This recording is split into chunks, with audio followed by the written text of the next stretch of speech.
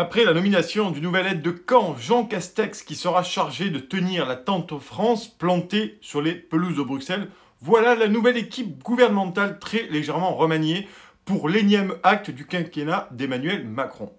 Mais à vrai dire, il n'y a absolument rien de nouveau sous le soleil et on est toujours sur le même chemin qui vient de devenir une autoroute sans péage et sans bouchon depuis le départ du maritime Édouard Philippe. Bon, pour faire vite, Jean-Yves Le Drian reste l'indéboulonnable statue du pouvoir qui résiste aux tempêtes et aux orages, c'est absolument l'insubmersible de la caste. Il y a ensuite le charismatique Bruno Le Maire qui reste solidement, lui, accroché au compte de Bercy où l'on tente maintenant de nous refourguer le terme de relance. Et rappelez-vous le terme de ministère du redressement productif sous Arnaud Montebourg, on voit ce que ça a donné.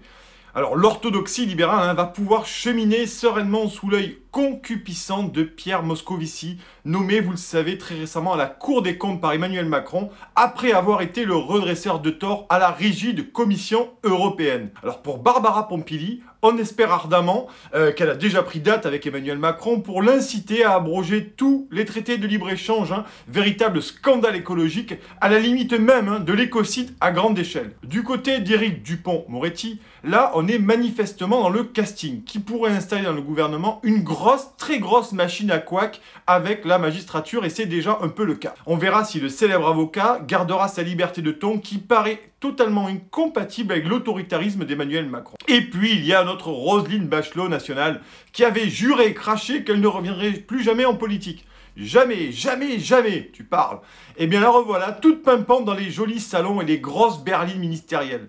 Mais elle est revenue pour être la ministre des artistes et sauver la culture telle Jeanne d'Arc enveloppée dans un grand châle, les plus grands airs d'opéra sous le bras. Au passage, elle s'est muée ces derniers mois en animatrice de chaîne info, a participé à une télé-réalité sur M6 et a participé également à l'émission Les Grosses Têtes. Eh bien, courage à nos amis de la culture qui galèrent et qui meurent un peu partout en France, mais être une fan d'opéra ne légitime pas un poste de ministre de la Culture. Voilà l'énième retour de l'ancien monde. Alors pour Jean-Michel Blanquer, il redouble à l'éducation nationale et devrait continuer son chemin de croix. Pour être à l'intérieur, apparemment, le meilleur moyen d'y rentrer, c'est les caprices. Et Gérald Darmanin en a fait un gros pour occuper la place Beauvau, comme avant lui Christophe Castaner, qui a été sorti du jeu, ou Sibeth Ndiaye, qui nous a fait le coup des raisons personnelles pour quitter le gouvernement et apparemment carrément le monde politique. Alors vous l'aurez compris, certainement vu, ce remaniement n'a absolument rien d'historique à part pour les chaînes info qui ont empilé les heures d'antenne avec des platitudes et des commentaires indigents. On a quand même pu suivre en direct les déplacements de Jean Castex dans tout Paris ce lundi 6 juillet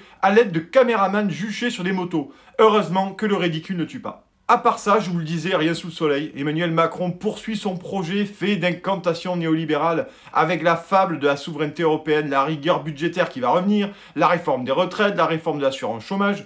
En fait, Emmanuel Macron, il ne croit pas à la France et ne vit que pour Bruxelles et les marchés. Et il continue à se moquer des Français et la République des technocrates n'a pas dit son dernier mot. Bye bye et vive la démocratie.